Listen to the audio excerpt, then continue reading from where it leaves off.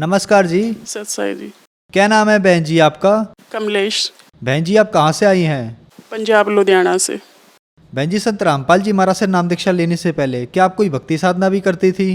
संत रामपाल जी महाराज से नाम लेने के पहले जो भी घर में देवी देवताओं की पूजा होती थी वही पूजा करते थे। वो कट्टू श्याम की पूजा करते थे, जो परिवार वाले करते थे वही करते रहते थे। तो फिर आप संत रामपाल जी महाराज की शरण में कैसे आई? संत रामपाल जी महाराज की शरण में 99 में हमारे मामा जी के घर पे सत्संग हो रहा था। वहाँ पे हमें सत्संग सुना। परमात्मा ने एकदम सारी सृष्टि की रचना सुनाई। और जैसे कि पहले परमात्मा ने मेरे को दर्शन दे चुके थे। मैं बचपन में बीमार थी। बीमार होने के कारण मैं कहती थी परमात्मा अगर आप धरती पे हो तो मेरे को बचा लो।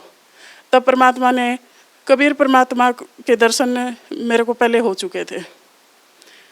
फिर उनकी शरण में जैसे ही परमात्मा का स्वरूप देखा और सृष्टि ज्ञान सुना, वही परमात्मा मेरे को मिले। वो जो परमात्मा का स्वरूप मैंने देखा था वही परमात्मा के स्वरूप के साथ में दर्शन हुए थे।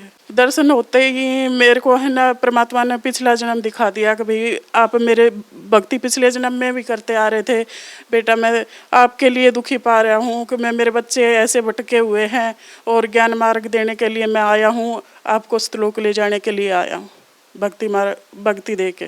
तो क्या संत रामपाल जी महाराज से नाम दीक्षा लेने के बाद आपको भी कोई लाभ प्राप्त हुए? उसके बाद मेरे को लाभ बहुत ज़्यादा हुए। अब मैं बताने लग जाऊं, सुबह से शाम हो जाए इतने लाभ मिले हुए हैं मेरे को। जैसे कि पहले है मेरे को है ना बच्चा रुकता नहीं था। 2 महीने हुए, 3 महीने अबॉर्शन करवाना पड़ता था। डॉक्टरों ने जवाब दे दिया कि भाई बच्चादानी में प्रॉब्लम है। नाम लेने से इतने लाभ हुए। मेरे को 2 बच्चे दिए। परमात्मा ने खुद दिखाया, गद्दी के नीचे परमात्मा के ऐसे बच्चे लेटे हुए हैं। परमात्मा कहते हैं बेटा जितने चाहे उतने ले लो, परमात्मा के पास कोई कमी नहीं है। मैं कहती हूँ गुरुजी जो भी आप दोगे वही मैं लूँगी। परमात्मा ने 2 ज्योति दे दी मेरे हाथ में। उसके बाद मेरे को 2 बच्चे हुए और लाभ तो बहुत ज़्यादा हुए हैं परमात्मा ने। जैसे कि पहले हम रेंट के मकान पे रहते थे। मैं कहती परमात्मा के रेंट से तो मैं दुखी पाली हूँ। कोई ना सत्संग सुन सकते, ना नित्य नियम कर सकते, ना आरती। कहते शोर कर रहे हो, चुप करो, इतनी आवाज़ ना करो। परमात्मा कभी मेरे को भी है ना घर चाहिए। परमात्मा ने स्वप्न में आके कहते बेटा अगर आपको घर चाहिए। मैं कहती हाँ परमात्मा आपकी भक्ति में बाधा आ रही है, मेरे को घर चाहिए। तो परमात्मा स्वप्न में आके मेरे को प्लाट नंबर बता के गए और वही प्लाट नंबर हमें लिया। पहले गलियों में घूमते रहते थे, कभी प्लाट नंबर कोई नहीं मिला हमें। और एक बारी हमारे घर में चोर घुस गए थे रात के समय पर। मेरे बच्चे को उठाने के लिए आए थे तो मैं सो रही थी। परमात्मा कहते बेटा उठ, तेरे घर में चोर घुसे हुए हैं। फिर परमात्मा ने 2 बारी आवाज़ लगाई। तीसरी बारी परमात्मा थोड़े गुस्से से बोले अगर बेटा उठ, तेरे घर में चोर घुसे हुए। मैं उठ के देखा तो मेरी मंजी के नीचे सच में चोर घुसे हुए थे। और बैठ के देखने लगी तो उसकी शर्ट बाई तरफ उड़ रही थी। वो उठने के बाद देखा तो वो भाग के निकल गई। और एक बारी क्या है कि भी इनका परिवार में ही दादी जी है, उनके साथ झगड़ा हुआ। उन्होंने मोट छुटवा दी हमारे पे। तो मोट छुटवा दे तो हम तो परमात्मा की भक्ति कर रहे थे, आरती का समय था, आरती कर रहे थे तो वो मोट ऊपर ही घूमे जाए। हमारे भगत जी कहते हैं देखो ये क्या आ रहा है। मैं कहती हूँ परमात्मा की आरती करो, संत रामपाल जी महाराज का नाम सुमरन करो। और हमें ऐसे ही किया। वो मोट आध घंटा हमारे ऊपर से घूमी गई। घूमने के बाद हम देखते तो नीम का पेड़ था, उसमें जाके गिरी। वो गिरने के बाद उस नीम के पेड़ में आग लग गई। आग लगने से फिर वो नीम का पेड़ सूख गया बिल्कुल। किसी के माध्यम से पता चला कि भाई वो मोट छोड़ने वाला कहता है कि भाई किसके पास छुटवा दी आपने।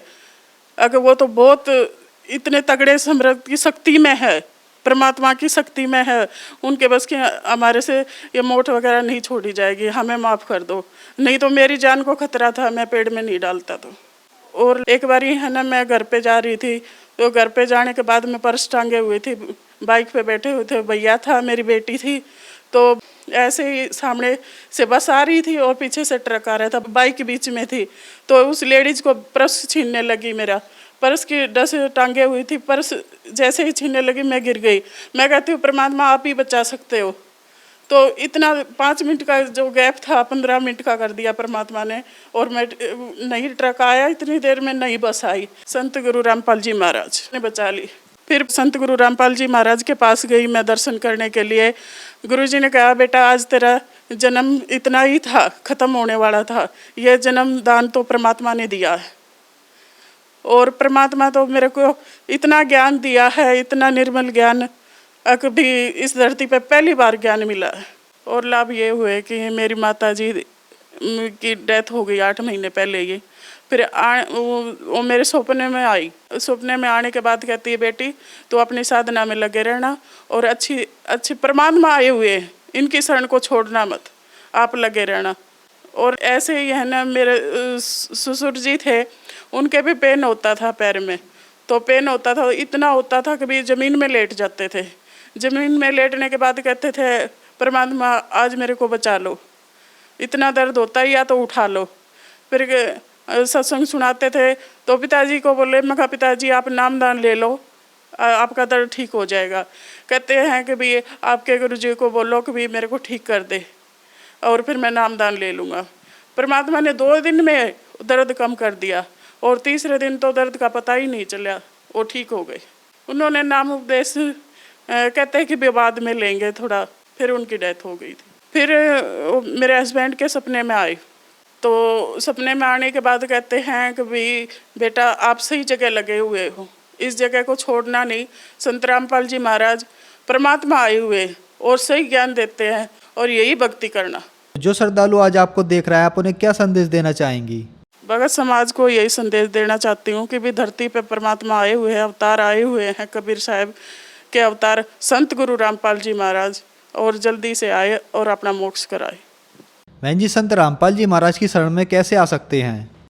सत्संग के दौरान कुछ नंबर चलाए जाते हैं, उन नंबरों पे संपर्क करें, और अपने नज़दीक की नाम स्थल सेंटर पे जाकर नामदान लें। धन्यवाद बहन जी। सत्साई जी।